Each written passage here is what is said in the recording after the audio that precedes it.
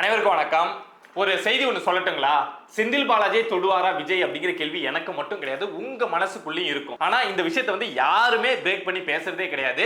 தமிழக வெற்றி கழகத்தை சேர்ந்தவங்களே ஆட்சிக்கு வந்ததுக்கு அப்புறம் செந்தில் பாலாஜி பத்தி ஏதாவது பேசுவாங்க.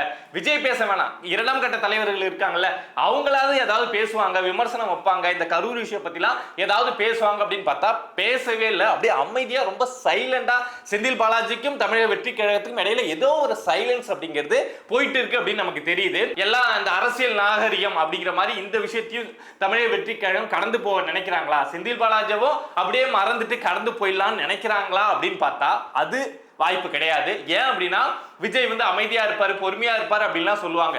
ஆனா தனக்கு ஒரு விஷயம் நடந்தது அப்படின்னா அதுக்கு பதிலடி கொடுக்காம விட கூடிய கேரக்டரா விஜய் அப்படின்னா கிடையாது. ரஜினி வந்து ஒரு ஆடியோ லான்ச்ல வந்து ஒரு கதை சொன்னார் அப்படின்னா கண்டிப்பா அடுத்த ஆடியோ லான்ச்ல விஜய் வந்து அதுக்கு எதிர்கதை அப்படிங்கறத சொல்லுவாரு.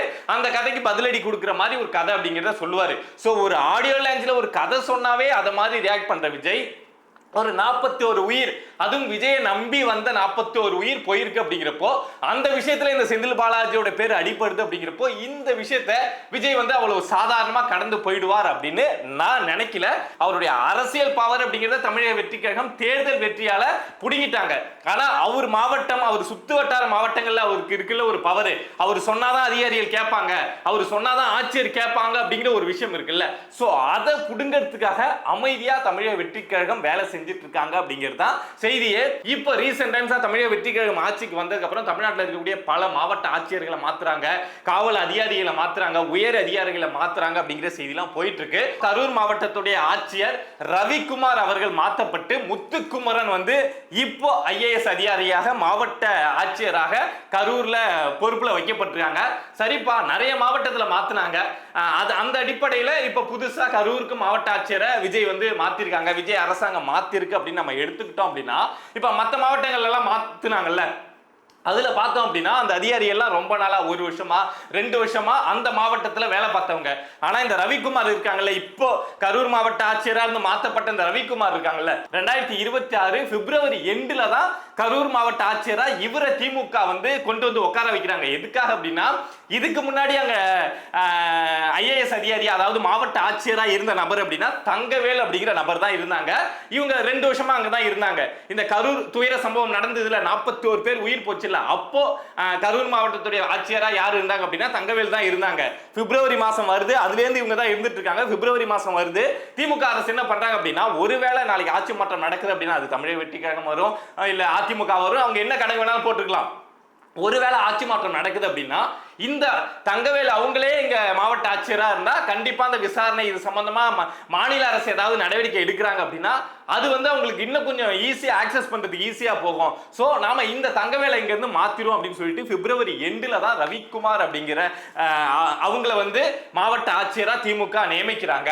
அப்படி நியமிக்கப்பட்டு 2 மாசம் தான் இப்ப ஆயிருக்கு, கிட்டத்தட்ட 2.5 மாசம் தான் ஆயிருக்கு. இந்த 2.5 மாசத்துக்குள்ள அந்த ரவிக்குமாரை தூக்கிட்டு இந்த முத்துக்குமரன் அப்படிங்கிற நபரை வந்து தமிழக வெற்றி கழகம் வந்து மாவட்ட ஆட்சியரா கொண்டு வராங்க அப்படின்னா காரணம் இல்லாம கொண்டு வரல. மாவட்ட ஆட்சியரை மட்டும் தமிழக வெற்றி கழகம் மாத்தல அப்படிங்கிறது தான் செய்தியே.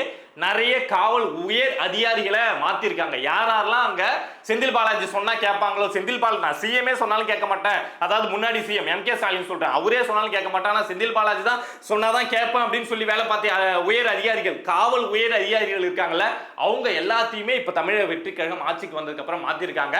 வெறும் காவல்துறையில மட்டும் கிடையாது, மற்ற துறையில அரசு அதிகாரிகள் எத்தனை பேர் இருக்காங்க. செந்தில் பாலாஜி சொன்னாதான், செந்தில் பாலாஜி கேங் சொன்னாதான் இந்த ரிஜிஸ்ட்ரேஷன் நடக்கும், இந்த பிரச்சனையை தீர்த்து வைக்க முடியும், இந்த தாலுகா ஆபீஸ்ல இந்த வேலை நடக்கும் அப்படின்னு எவ்வளவு அதிகாரிகள் இருப்பாங்க. அவங்கள மட்டும் கட்டங்கட்டி விஜய் வேலை செய்யறாரு, அதுக்கு மட்டும் தனியா ஒரு இம்பார்ட்டன்ஸ் கொடுக்கிறாரு அப்படிங்கிற விஷயத்தை நம்ம கேள்விப்பட முடியுது. கண்டிப்பா இருக்குங்க. நம்ம என்னதான் செந்தில் பாலாஜி தமிழக வெற்றி கழகம் வந்து பேசாம இருந்தாலும் ஒரு சைலன்ஸ் மோட்லயே போயிட்டு இருக்கு அப்படின்னு சொன்னாலும் மனசுக்குள்ள அந்த கோபம் அப்படிங்கிறது இருக்கும்ல, அதிகாரத்துல இல்லைனாலுமே அந்த கோபம் இருக்கும். அப்படிங்கிறப்போ அதிகாரம் கையில வந்திருக்கு அப்படிங்கிறப்போ அந்த ஆளை நோண்டி பார்க்கணும், என்னதான் நடந்தது அப்படிங்கிற விஷயத்தை தெரிஞ்சுக்கணும் அப்படிங்கிறது தமிழக வெற்றி கழகத்துக்கு, அதுவும் விஜய் அவர்களுக்கு ஆழ் மனசுல இருக்கக்கூடிய கண்டிப்பா ஒரு காயமா இருக்கும். அவ்வளவு பெரிய காயம் இருக்கப்போ, இவ்வளவு பெரிய அதிகாரம் இருக்கப்போ செந்தில் பாலாஜி நோண்டி பார்க்க தானே செய்வாங்க. சோ அந்த அடிப்படையில தான் அந்த கரூர் சுத்து வட்டார பகுதியில் ரவுண்டு போட்டு அதிகாரிகள் மாற்றம், மாவட்ட ஆட்சியர் மாற்றம் அப்படிங்கிறத விஜய் பண்ணிட்டு இருக்காங்க அப்படின்னு சொல்றாங்க. நேரடியா இந்த கரூர் கூட்ட நெரிசல் வழக்குல வந்து இப்ப தமிழக அரசு ஏதாவது நடவடிக்கை எடுக்க முடியுமானா முடியாது. ஏன்னா உச்சநீதிமன்ற வழக்கு இருக்கு, சிபிஐ அந்த வழக்கை விசாரிச்சுட்டு இருக்காங்க. அப்படிங்கிறப்போ அது சிபிஐ கிட்ட தான் இருக்கும். ஆனா அது சம்பந்தமான தகவல் கொடுக்கலாம், அது சம்பந்தமான நிறைய டேட்டாஸை வந்து தமிழக அரசு வந்து தேடி எடுத்து கொடுக்கலாம். இந்த சிசிடிவி ஃபுட்டேஜஸ் வந்து காவல்துறையினர் வந்து சிபிஐக்கு கொடுக்காம இருந்தாங்க, அதை நாங்க ஆட்சிக்கு வந்ததுக்கு அப்புறம் புடுங்கி கொடுக்கிறோம் அப்படின்னு சொல்லிட்டு நிறைய விஷயங்களை சிபிஐக்கு ஆதரவாக இந்த தமிழக அரசு செய்யலாம். சோ அதுக்கு தேவையான ஒரு அட்மினிஸ்ட்ரேஷன் அந்த கரூர் சுத்துவட்டார பகுதியில் வேணும்ல. சோ அதை நோக்கி தமிழக வெற்றி கழகம் நகர்ந்துட்டு இருக்காங்க. அவங்களுக்கு மனசுக்குள்ள அந்த பகை அப்படிங்கிறது இருக்கு. ஆனா அதை வெளிப்படையா கத்தி காட்டாம அடிக்கணும், ஒரே அடியா அடிக்கணும், தூக்கணும் அப்படிங்கிற எண்ணத்துல இந்த காய்கள் நகர்த்தப்படுது அப்படின்னு நினைக்கிறேன். ஒரு பக்கம் இந்த கரூர் வழக்கு இருக்கு அப்படின்னா இதை தாண்டியும் செந்தில் பாலாஜி தூரத்துக்கு நிறைய வழக்கு தமிழ்நாடு அரசுக்கு இருக்கு. இந்த டாஸ்மார்க் வழக்குல தூக்கணும் அப்படின்னு சொன்னாவே செந்தில் பாலாஜி தூக்கி தமிழக வெற்றி அரசு வந்து உடனடியா எப்ப நினைச்சிட்டாங்க அப்படின்னா நாளைக்கு செந்தில் பாலாஜி தூக்கணும் அப்படின்னு நினைச்சாங்கன்னா இன்னைக்கு டாக்குமெண்ட் ரெடி பண்ணி தூக்குற அளவுக்கு செந்தில் பாலாஜி மேல வழக்குகள் அப்படிங்கிறது இருக்கு. ஆனா தமிழக வெற்றி கழகம் ஏதோ ஒரு கணக்கை போட்டு கொஞ்சம் சைலண்டா போயிட்டு இருக்காங்க. பட் அது எங்க போய் முடியும் அப்படின்னு தெரியல. ஆனா இங்க தமிழக வெற்றி கழகத்துக்கு ரெண்டே ஆப்ஷன் தாங்க. ஒன்னு திமுகவுக்கு அடிபணிஞ்சு போயிடணும். ஏன்னா திமுக வந்து எதிர்கட்சியா இருக்கிறப்போ ரொம்ப டார்ச்சர் பண்ணுவாங்க. ஐயோ வேணாண்டா அப்படின்னு ஆளுங்கட்சி கஷ்டப்படுற அளவுக்கு டார்ச்சர் பண்ணுவாங்க. அதுல இருந்து தப்பிக்கணும் அப்படின்னா ஒன்னு அடிபணிஞ்சு போயிடணும். விஜய் அதை செய்வாரா? அதை செய்யறதுக்காக தான் அரசியலுக்கு வந்தாரா அப்படின்னா வாய்ப்பு கிடையாது.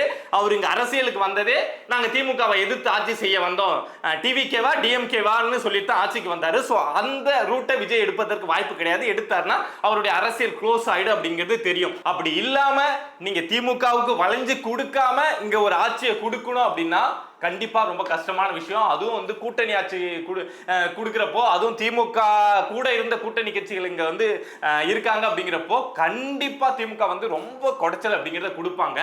அப்படி திமுகவை சைலன்ஸ் பண்ணணும் அப்படின்னு விஜய் நினைச்சாங்க அப்படின்னா ஆப்ஷன் இருக்குங்க. ஒண்ணும் கிடையாது.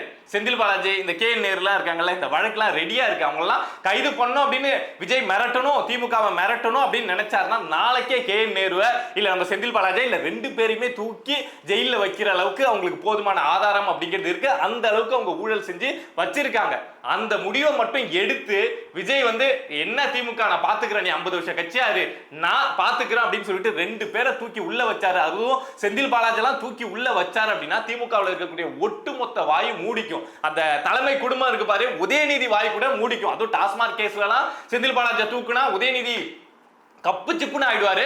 சோ இங்க திமுகவுக்கு எதிராக ஒரு ஆட்சியை நடத்தணும் அப்படின்னா ஒண்ணு திமுகவுக்கு வளைஞ்சு கொடுத்து போகணும். அது தமிழக வெற்றி கழகத்துக்கு செட் ஆகாது. அப்படிங்கிறப்போ திமுகவை எகிரி அடிக்க ஆரம்பிச்சிடணும். நீ எவ்வளவு பெரிய ஆளா வேணாலும் இரு, நீ தப்பு செஞ்சிருக்க, நான் தூக்கி உள்ள போடுறேன் அப்படின்னு திமுக ரெண்டு முன்னாள் அமைச்சரை பிடிச்சி தமிழக வெற்றி கழக அரசு உள்ள போட்டாங்க அப்படின்னா அதுக்கப்புறம் திமுக வந்து ஃபுல் சைலண்ட் மோட்ல வந்துருவாங்க.